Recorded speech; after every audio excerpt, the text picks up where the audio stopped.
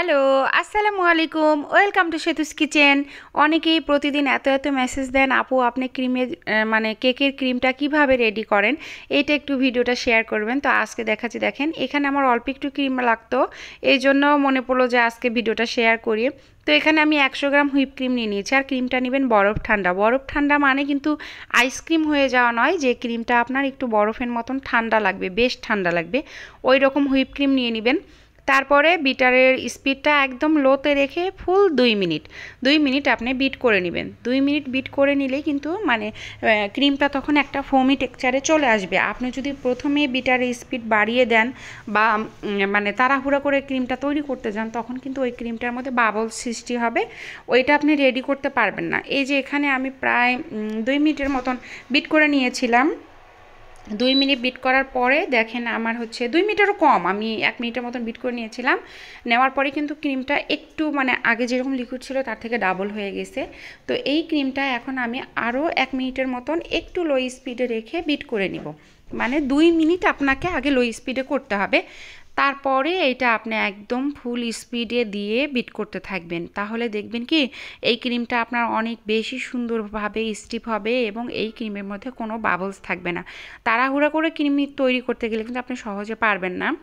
তো দেখেন এটা বিট করতে করতে আমার কিন্তু বোঝা যাচ্ছে যে আমার ক্রিমটা এখন ডাবল হচ্ছে, কারণ আমার বিটারের স্পিডটা কিন্তু এখন আমি আগের থেকে বাড়িয়ে দিয়েছি। এইভাবে আপনি হুইপ ক্রিম বিট করবেন। এটা এমন কোনো কঠিন বিষয় নয় যে কেউ পারবেন না, একদম ইজি।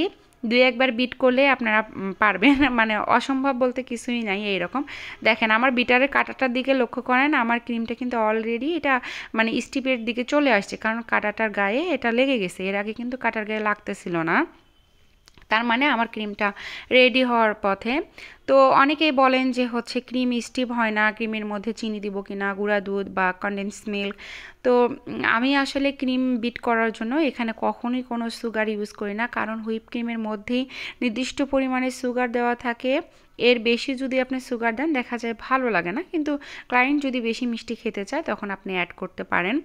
দেখেন মাশাআল্লাহ ক্রিমটা কিন্তু আমার অলরেডি 70% বিট করা হয়ে গেছে। এটা আমি আরেকটু বিট করব, তাহলে হয়ে যাবে। আর হুইপ ক্রিম কখনোই 100% বিট করবেন না, কখনোই না, কারণ ওই ক্রিম এত পরিমাণে হার্ড হয়ে যাবে, ওইটা দিয়ে আপনি কোনো ডেকোরেশন করতে পারবেন না, ফিনিশিং তো আরও দূরে থাক। তো এই মানে মোটামুটি 90% বিট করা হলে আপনি বিট করা অফ করে দিবেন, কারণ ক্রিমটা রেখে দেওয়ার পরে কিন্তু অলমোস্ট এমনি থেকেই হচ্ছে আপনার ওটা স্টিভ হয়ে যায়, তখন কিন্তু অতটা বিট করার প্রয়োজন পড়ে না। তো এইটা আমার মোটামুটি প্রায় বিট করা হয়ে গেছে, কারণ হচ্ছে এটাতে আমি চকলেট গানাশ ইউজ করব। চকলেট গানাশ দিলে ক্রিম কিন্তু আরও বেশি হার্ড হয়ে যায়, এই জন্য এটা আমি বেশি স্টিপ করব না। আর যারা মানে কেকের ক্রিমের টেস্ট আর কি বাড়াতে চান, যে কি দিলে ক্রিমটা খেতে মজা লাগবে, তারা এটার মধ্যে মানে কনডেন্স মিল্ক বা গুঁড়া দুধ এই পর্যায়ে এসে দিতে পারেন, কারণ একদম শেষের দিকে দিবেন। ওগুলো যদি ফার্স্টে দেন তখন কিন্তু ক্রিমটা বিট করতে আরও বেশি সময় লাগবে আপনার। আপনি শুধু ক্রিম বিট করে নেওয়ার পরে গিয়ে আপনি হচ্ছে যেটা যদি কোনো ফ্লেভার বা দুধ অ্যাড করতে চান সেটা অ্যাড করতে পারেন। তো দেখেন ক্রিমটা কত সুন্দর স্টিপ হয়েছে, এটা নর্মাল ফ্রিজে রেখে দিলে একদম সেট হয়ে যাবে এবং কাজ করেও সুবিধা হবে।